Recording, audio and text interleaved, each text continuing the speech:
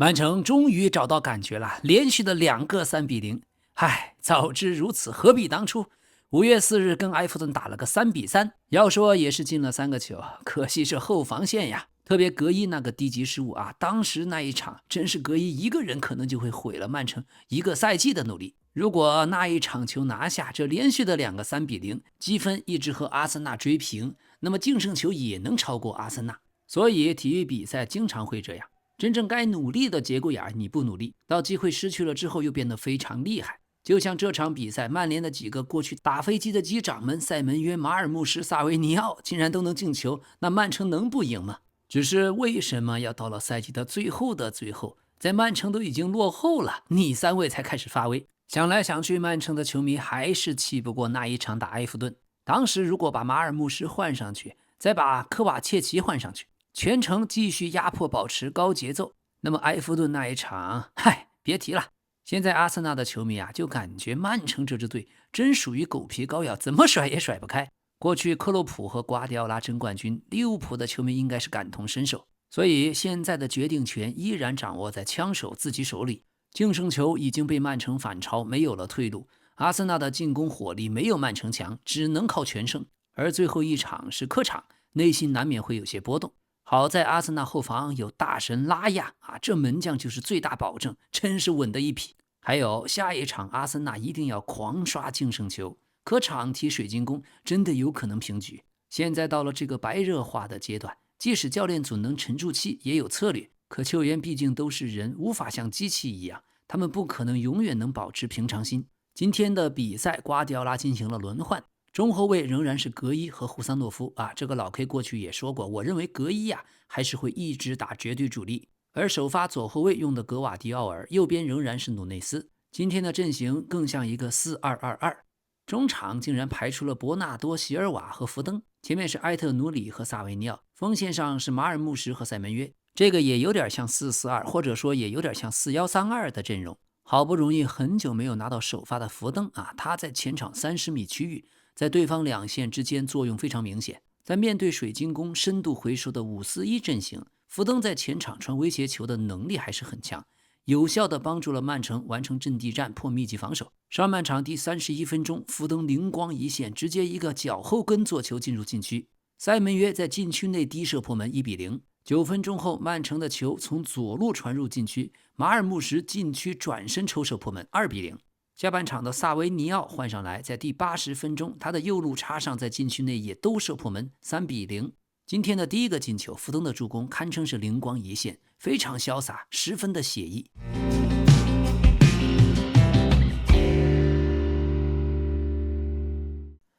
朋友们，特洛萨德果然是真离婚了。有意思的新闻咱们留到最后，你懂的。那么这个节目能做下去，离不开大家的支持，感谢您的订阅，感谢您的点赞、分享、评论和热推，咱们继续。而双中锋之一的塞门约也是出色完成任务，一个漂亮的打反脚，终结能力仍然在线。第二个助攻是通过了灵巧的跑位，来到禁区内，在对方一个中后卫顶出去补防之后在局部形成2打2。久伤复出的格瓦迪奥尔一个挑传，助攻另一个中锋马尔穆什的破门，同样是打反击。特别马尔穆什在禁区内用背扛着后卫的护球，非常漂亮。随后今天还有个小高球传中找格瓦迪奥尔，很可惜被对方门将迪恩·亨德森神扑挡出。本场球曼城作为围攻的一方，后腰位置只留了个逼席尔瓦做拖后接应梳理中场，大部分时间都可以，当然也有过回传失误，险些送大礼。而今天出任左边锋的埃特努里，还有身后助攻上来的格瓦迪奥尔，在左路打的是非常有声有色，再加上马尔穆什的支援，福登毫无疑问是本场最佳。比赛后半段，瓜迪奥拉换上主力阵容，尤其是切尔基登场之后，取代了福登的这个角色，策划了第3个进球。从中场一路躲过了飞铲，切尔基的盘带，通过精妙的双脚之间的触球，恰到时机的直塞。同样难得的右边锋萨维尼奥打进了本赛季迟迟到来的英超首球，很不容易萨维尼奥今年夏天会不会又传出要走的传闻呢？但他今天的打门非常果断，最后时刻的配合赏心悦目。不过要注意，水晶宫在没有什么压力的情况下，同样客场做了一些轮换，尤其在他们的核心沃顿登场以后，几次过顶球非常有威胁，也有过一些机会。但中锋拉尔森球员的质量毕竟有限嘛，所以把握能力有限，还不如左边路的连田大地有威胁。至于替补上来的萨尔，也有过有威胁的打门。总结一下，太子福登的 first touch 精度相当好，这才给予了他在禁区内接球游刃有余处理的底气。那一脚脚后跟磕球是真的赏心悦目，太精妙了，算是一场完美的比赛。过去我们调侃过曼城的4个 SB 啊，今天3个都进球了，还有一个福登2连助攻拿下了本场 MVP。格瓦迪奥尔也回归，斯通斯也回归，紧接着就是本周六切尔西和曼城的足总杯决赛。所以身为曼城的球迷是幸福的，在瓜迪奥拉这么多年的执教生涯，他们从未在联赛中跌出前3，这个记录还不只是曼城，之前执教巴塞罗那的4个赛季，执教拜仁的3个赛季同样如此。所以在老 K 的心目中，瓜迪奥拉呀是史上最佳教练，没有之二。今天的切尔西曼城新核心，他也在本赛季英超运动战上演了12次助攻，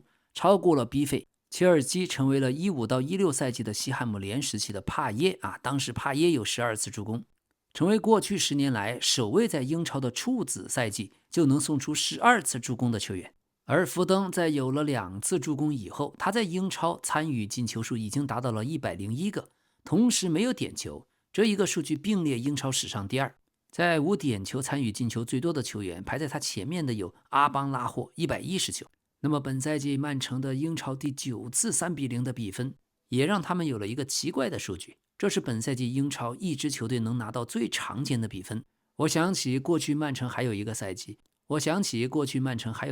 好多次都是3-1，所以那个时候和现在比，就是过去的门将埃德森和现在的门将钱多纳鲁马的差距。另外，曼城已经连续14场英超不败，下一轮联赛的对手却是连续16场不败的伯恩茅斯，这就又让曼城的球迷瑟瑟发抖了。好在本赛季他们首回合交手时主场3-1击败了伯恩茅斯，这个时候阿森纳球迷必须要给樱桃军团加油啊！只要大家继续不败那就够了。对了，还有今天找回状态的福登是自己英超生涯首次单场能送出2次助攻，这倒让老 K 有些意外。过去一直以为太子福登的水平很高，没想到2次助攻已经算巅峰啊！同时在曼城队史上，在英超直接参与进球达到100球的球员，福登已经名列队史第6人，他的前面是阿圭罗、德布劳内、大卫席尔瓦、斯特林、哈兰德，还有萨维尼奥。今天也是他时隔500天再度在英超进球。想想刚来曼城的时候是如此的惊艳，可现在啊，像萨维尼奥，包括尼科冈萨雷斯，这都属于夏天曼城可能出售的球员，许多俱乐部都在关注。还有就是阿克，预计今年夏天多半会离队。今天呢，皇马的贝林厄姆还更新了社媒，晒出了过去在多特蒙德好几个好友，哈兰德、桑乔都是他当年的队友。所以昨天他们3人聚在一起，贝林厄姆配文道：这一天太精彩了，想想2020到21赛季，这3个年轻人在多特并肩作战。贝林厄姆是2020年的夏天从伯明翰队加盟多特，当时哈兰德和桑乔已经在那儿了。后来21年夏天，先是桑乔离开多特加盟曼联，3个人短暂的队友生涯也随之结束。不过好在20到21那个赛季啊，3人带着多特蒙德夺得了德国杯的冠军。另外，今天意甲的意大利杯决赛，拉齐奥对阵国际米兰。上半场第14分钟，又是角球，国米这边迪马尔科发出右侧的角球，图拉姆的头球攻门打在了对方马鲁西奇的头上弹进去，国米1-0。而第35分钟，对方的塔瓦雷斯在后场丢了球权，邓弗里斯一路突下去，助攻了老塔罗破门。那么今天也是国际米兰第10次夺得意大利杯冠军，尽管欧冠是早早出局，但国际米兰仍然拿到了双冠王。今天最有趣的是替补出场了22分钟的路易斯尼克，一脚爆头了对面拉齐奥替补上来的老将38岁的过去巴塞罗那的球员佩德罗。确实啊，佩德罗这家伙踢球啊有些欠，很多次看着他就来气，但巴塞罗那的球迷对他是深有感情啊。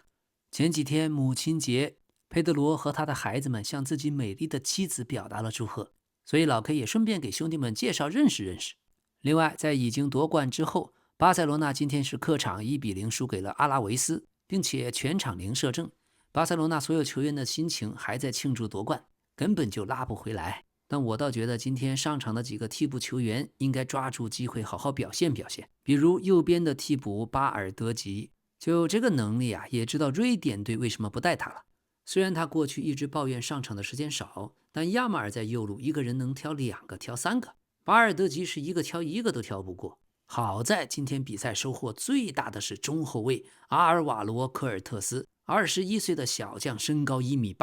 科尔特斯在场上，尤其是上半场，有一种久经沙场老将的感觉。最后那个球也把对面给顶住了。下赛季直接升上一线队，中后卫就你了。这要是能保持，巴萨青训又淘到了宝，真的羡慕拉玛西亚。过去喜欢看拉玛西亚训练照片的都知道，他天天呲个大牙，笑得比谁都开心。看来果然是有点实力。现在联赛也没有压力了，后面2场不妨就让他继续首发。今天的这位 B 队小将，传球总数93次，精准传球88次，本场最高，而且还是本场比赛最佳球员。他在赛后谈到了今天上场的心情，他说呀，我是在吃午饭的时候知道的。当时主教练弗里克问我是不是准备好了，他跟我说就按平时训练的样子去踢，做自己擅长的事儿。队友们也一直鼓励我，这会让我对比赛充满信心。其实我比另一个库巴西还大2岁，但库巴西已经有了非常精彩的职业生涯，我很佩服他取得的成绩。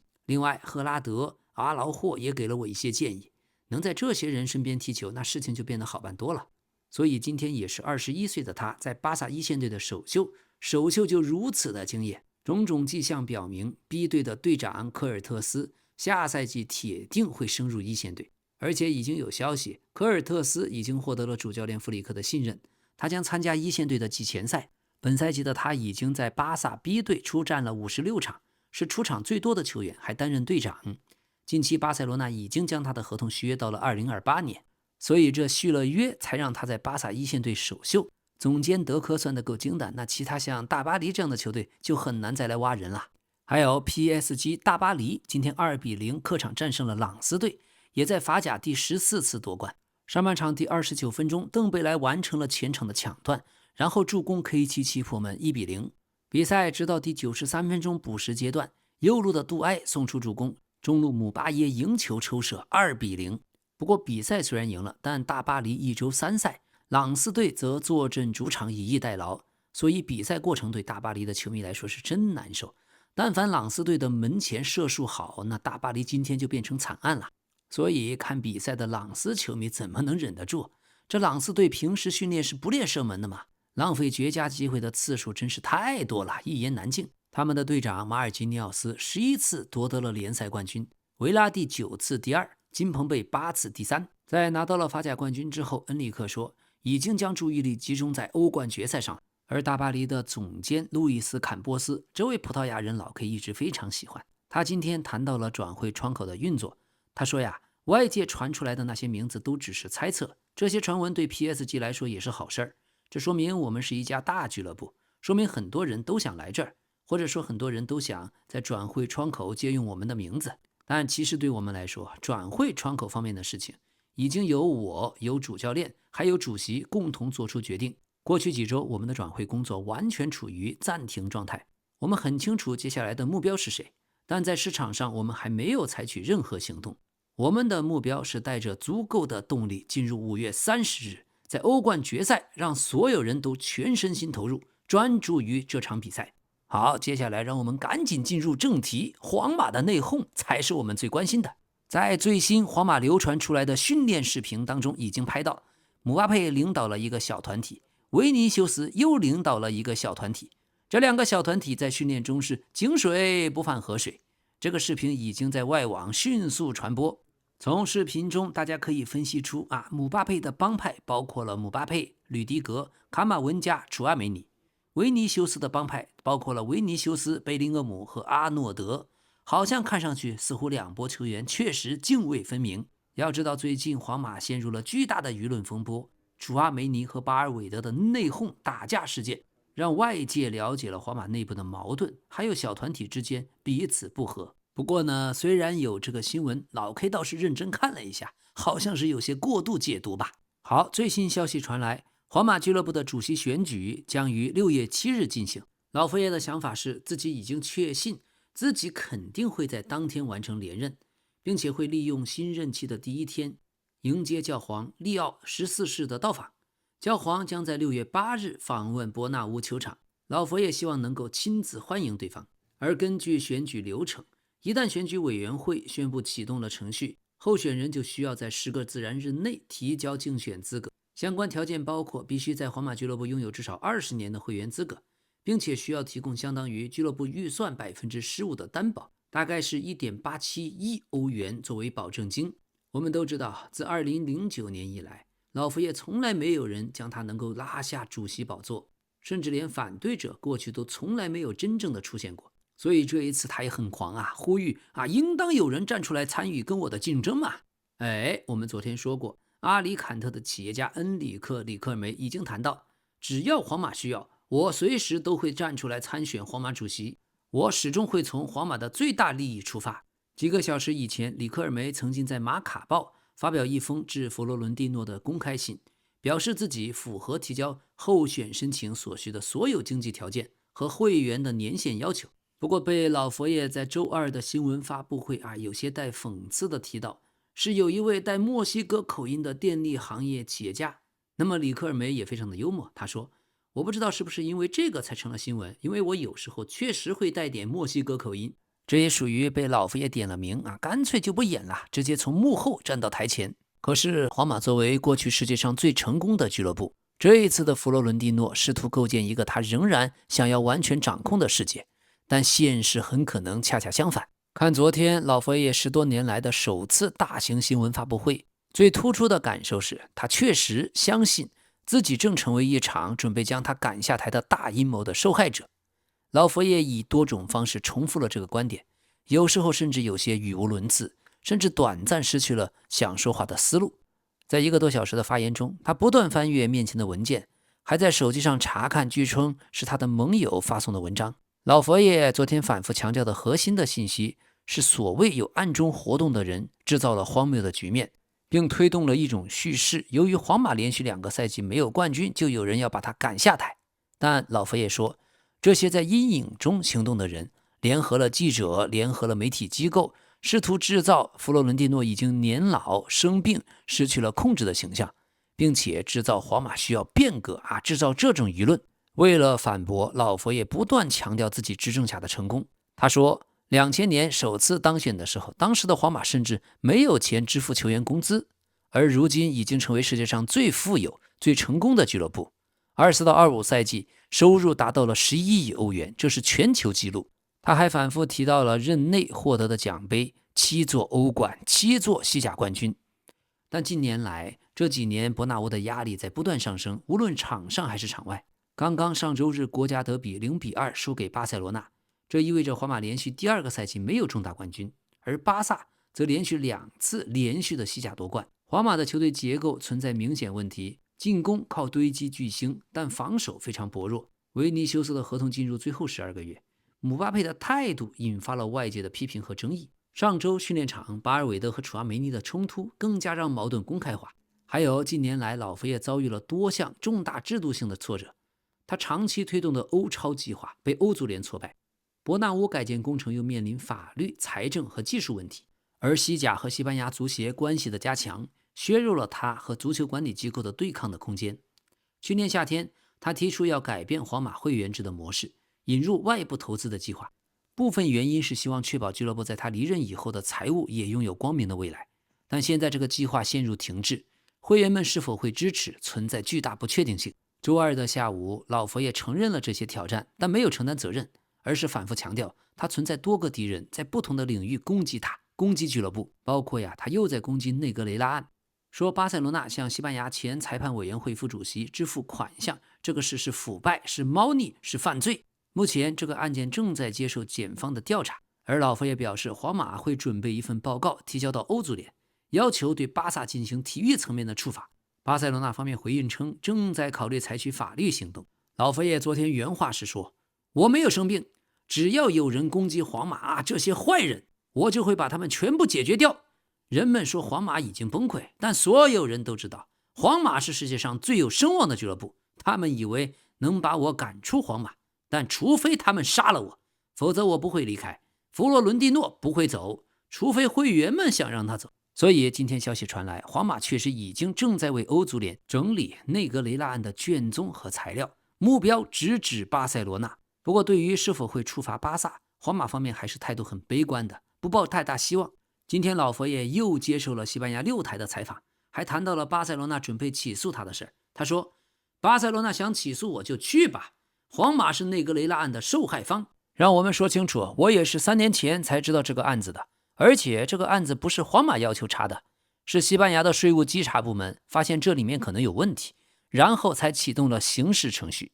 皇马是在这个程序里第一个以受害方身份介入的俱乐部。我们之前并不知道这些事儿，也是从那时候才开始，我意识到，从我2000年参选皇马主席开始，巴萨几乎在20年的时间里一直在付款。他们对外说的是一套，但到了审理过程中，或者说现在这个程序里，很多说法和事实根本对不上。我觉得司法层面最终会支持皇马的。下周我们就会把这些相关材料一共500页提交给欧足联。这份材料非常重要，我们是按照每一年去整理的，把那些我们被明目张胆拿走的分数都列了出来。就本赛季来说，他们就从我们这里已经拿走了16到18分。欧足联主席切菲林也跟我们说了，我们完全有权利这么做。我跟切菲林谈过这件事，他也知道我们下周会把相关材料提交上去，这是事实，我们当然有权这么做。西甲联盟也介入了，但他们什么都不说，什么都不问。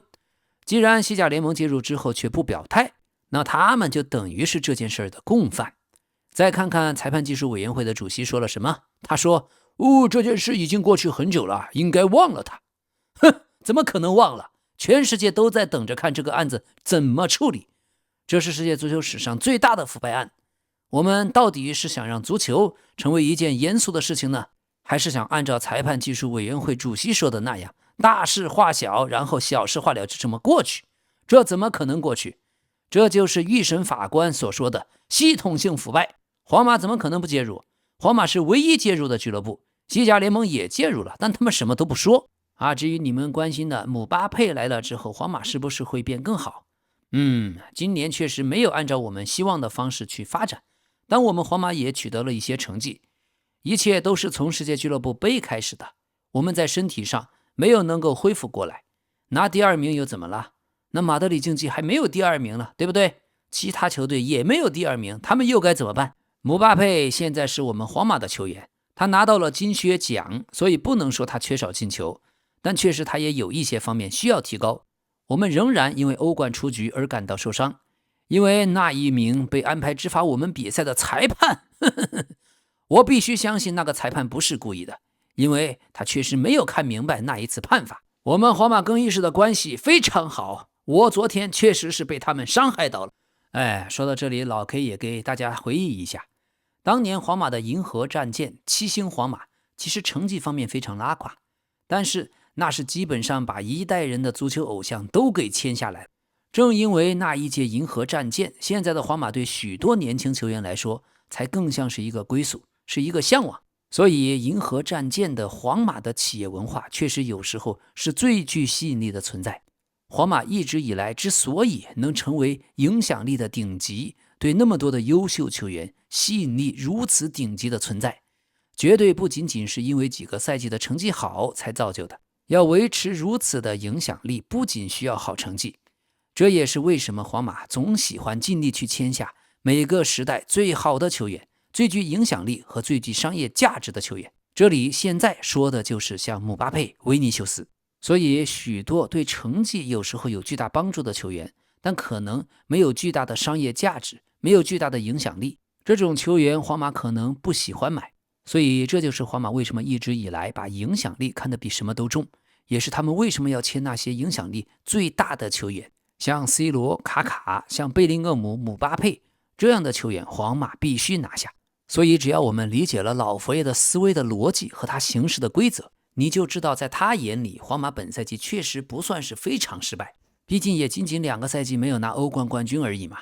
至于联赛冠军，对皇马的吸引力其实真不那么大。好的，另外穆里尼奥和皇马的谈判已经接近尾声，穆里尼奥坚信在现阶段开启皇家马德里的新篇章是对自己人生和职业生涯最好的选择，他也相信自己能够帮助皇马共度难关。现在一切就等待老佛爷最终的批准，一旦他点头，所有的进展会更顺利。现在距离签约已经很接近，包括合同，包括薪水，包括穆里尼奥的权利，包括老佛爷的意愿，这些双方都已经清楚了。好，另外拜仁慕尼黑诺伊尔的续约也很快会官宣，诺伊尔和拜仁的法律团队已经批准了协议。而曼联方面，卡里克留任的事情几乎已经板上钉钉了，曼联内部所有人都非常认可这个选择。接下来就是最后的谈判，卡里克的官宣很可能在世界杯前，这样也能让曼联对下赛季的准备工作可以提前开始。至于他们租借给巴萨的球员拉什福德，今天有消息，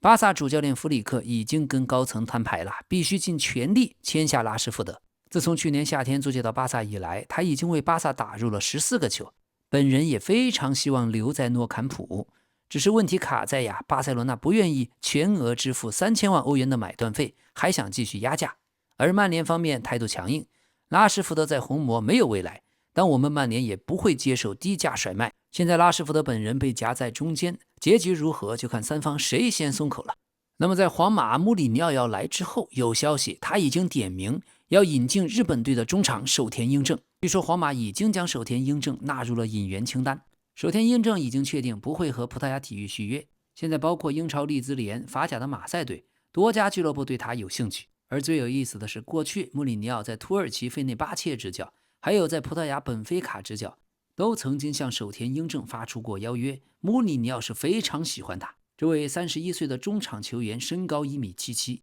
同样也是属于老 K 最喜欢的中场之一。其实多说一句许多日本球员老 K 都非常的欣赏，没有其他的，身体虽然一般，但技术那是真好。好，最后阿森纳特罗萨德的妻子劳拉果然发文宣布两个人已经和平分手。他写道，事实上我们已经分开有一段时间了，怀着深深的爱、关心和相互尊重，我们做出了极其艰难的决定，友好的分开，这是一个经过深思熟虑的选择。果然在这方面太阳报的报道从不落空。太阳报还注意到，从去年12月开始，劳拉发布的照片从来都是不带婚戒的。特罗萨德和劳拉在2019年结婚，有2个孩子，两个人在一起已经接近13年了。说真的，我们必须承认太阳报是专业于生活的。好，这里是老 K 足球新闻。好，朋友们，感谢您的订阅，感谢您的点赞、分享、评论、热推，咱们明天再见。